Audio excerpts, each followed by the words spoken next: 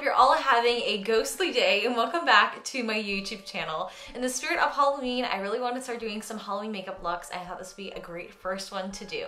I recently watched a video by Jbunzie here on YouTube, and she did a series called If I Were a Movie Character, and she transformed herself into a Tim Burton character, and I love the idea. And I saw a lot of different people last year doing Tim Burton characters, turning themselves into one, but it was more like a cartoon version, and I really wanted to imagine what I would look like if I were in a live action movie like Sleepy Hollow, for example, or if Corpse Bride was a live action movie. That was kind of like my inspiration along with Jbunzie's video, and I had a lot of fun creating this look. I definitely over exaggerated some of my features. I feel like that's pretty typical for Tim Burton movies, both the cartoons and the live action films. I feel like they definitely have more exaggerated features when it comes to jawline, eyes. They have really big eyes, and that's kind of what I was trying to go after when creating this video. So I hope you guys are excited for this makeup tutorial, and let's get started. Starting off, I am priming my face using the Filtered Effects Blurring Primer from Thrive Cosmetics. This just really helps to kind of smooth out any pores and make sure my face is as smooth as it can be before going in with foundation or other products we'll be using today. Afterwards, I'm going in with the Rare Beauty Always an Optimist Mist. Again, this is just to help prep my face as well before going in with my foundation. For foundation, I'm using the Rare Beauty, both their foundation and concealer. I've been using this a lot recently and really love it. I love the coverage of it. I feel like it's not super full coverage, it's more of like a natural finish. And the concealer I'm using is a little bit lighter. This is gonna help brighten up my under eye area, even though I will be going on later with a lighter powder to really brighten that up. I'm also using the Rare Beauty foundation and concealer brushes to help blend this out. I recently got this when they launched it, and I've been really loving how easy it is to blend out this foundation and other foundations as well, going in with the foundation brush and then with the concealer brush after that. The shadows I'll be using today are from Makeup Geek Cosmetics. However, I know there are a ton of different palettes out there that have shades similar to this. So I'm just showing you guys, I'm using the lightest shade possible. It's almost like a bone white shade. And I'm also using these shades over here that are more cool undertones. Those are the main shades I'll be using today. But I will also let you guys know what exact shades I'm using in case you'd like to go out and recreate this look.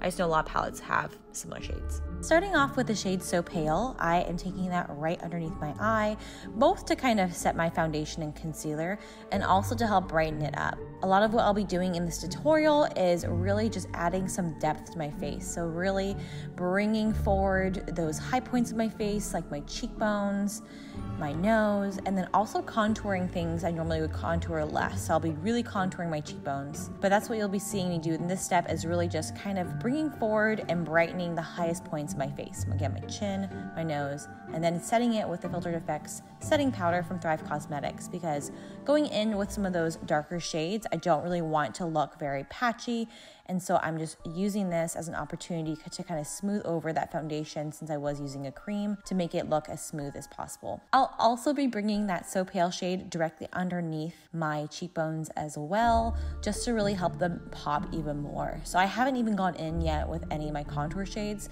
but just by really brightening up the area underneath, it makes them look a lot more defined. I'll also be taking that So Pale shade through my brows. I won't be blocking out my brows, but this will give the appearance of my brows looking a little bit less full. Taking the shade Beach Please, it's a really soft taupe color, I'm going to start contouring my nose. So I'm starting closer up by my brows and working out from there. So the majority of the pigment will be closer to where my brows are, and then I'll be blending it down and blending it outwards from there when there's a little bit less product on my brush. I'm also still using that concealer brush from Rare Beauty. I really like the way it works as like a contour brush for my nose.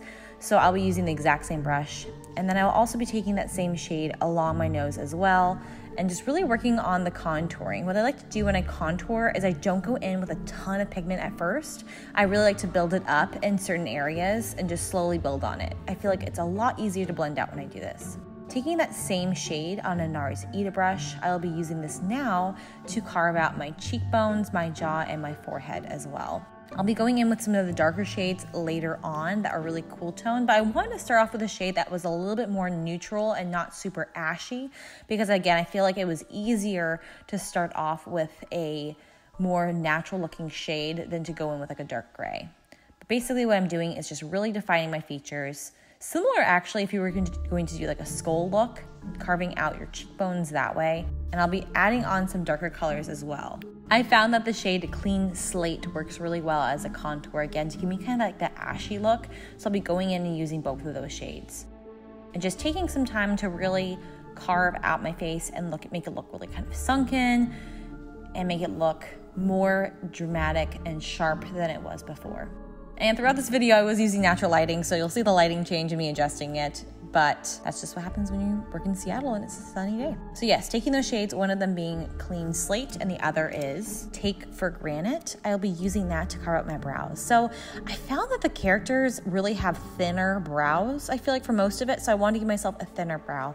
I'm starting about halfway up my brow and really using that to just kind of cut my brow thickness in half to make it look a little bit thinner. And I'm also drawing out my brow a little bit farther than I would, again, just to make them look really dramatic. You definitely don't need to do this to your brows, but since I already have sparse brows, I thought this would be a great opportunity to make them look extra dramatic, extra thin, and have fun with it. To prime my eyes, I'm using the Urban Decay Primer Potion. This is just their original shade as a base. I'll be using the same shades that I used to contour on my eyes as well. So first, starting off with Clean Slate on a smaller brush. I'm really just kind of carving out the contours of my eyes right where my orbital bone is. And then after that, to blend it out, I'm using a fluffier blending brush. I found that using this technique where I go in first and deposit the pigment on a more defined, smaller brush, and then going in and blending it out with a fluffier brush really helped to keep it diffused. So I'm just really kind of trying to make this look as natural as possible. Obviously, it's a little more dramatic, but just really trying to contour my eyes. I'm not trying to add a ton of color. I'm just trying to make my eyes look bigger and also trying to make them recede. So when you're contouring your eyes, basically you're trying to make that bone in your eye look farther back and giving yourself more sunken eyes. And then I'm also taking that lighter bone shade that we originally used to kind of bring my eyes forward. And this effect really helps my eyes look and appear bigger than they actually are. So I'm just kind of patting that on over the majority of my lid.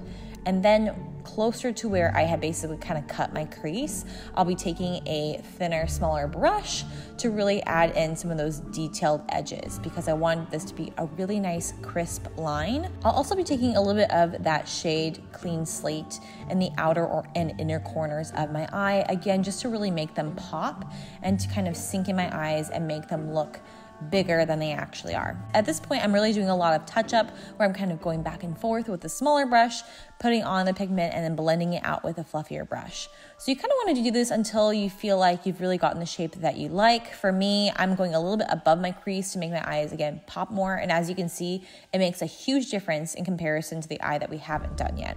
Now with the other eye done, I went ahead and put on the false lashes off camera, and I also added a little bit more contour underneath my eyes. So what I'm doing, because I feel like a lot of the Tim Burton characters have more like sunken eyes, they look like they haven't slept in weeks. So I'm going to go ahead and add a little bit of dark circles under my eyes. Not a ton, just a slight amount. But I still wanted to go ahead and brighten up the area beforehand to really make this contrast really intense. So I'm starting off by adding in the pigment and then blending it out. I'm not gonna go as dark with this as I did for above my eyes. I just wanted this to look really subtle, just like a little bit of a dark circle underneath my eyes. For my lashes, I'm using these Batgirl lashes. I think I found them at a Halloween store. So any like dramatic lashes you can find.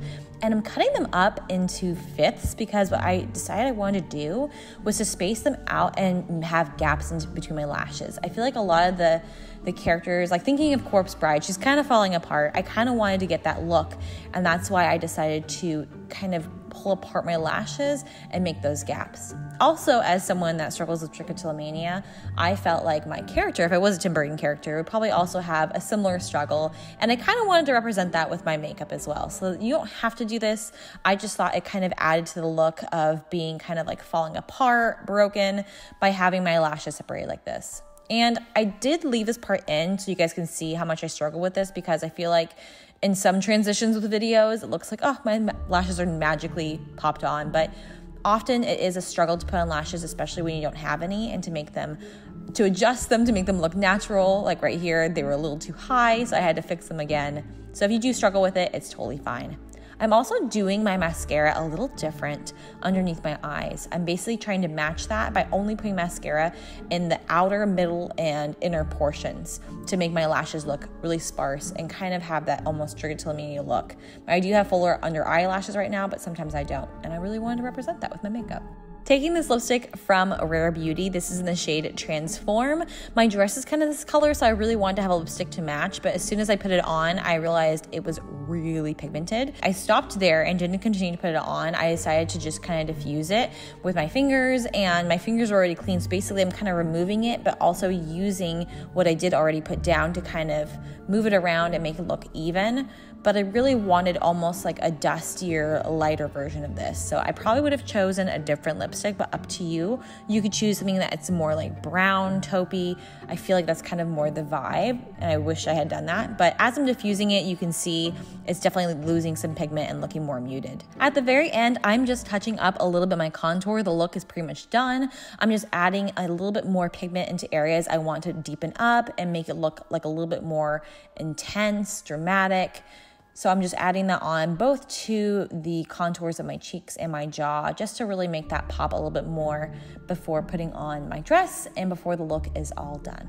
And this is the finished look. Thank you guys so much for watching this video. I hope you are excited about Halloween as much as I am, even though I'm not going anywhere. I still love the idea of creating Halloween looks and really getting my creative juices flowing. It's a lot of fun, and I absolutely loved how the photos turned out. I was so excited to share with you guys. I figured I should also create a tutorial to go with it in case any of you also want to turn yourself into a Tim Burton character this Halloween. So thank you so much for watching. Don't forget to subscribe, and hopefully I will see you in my next video.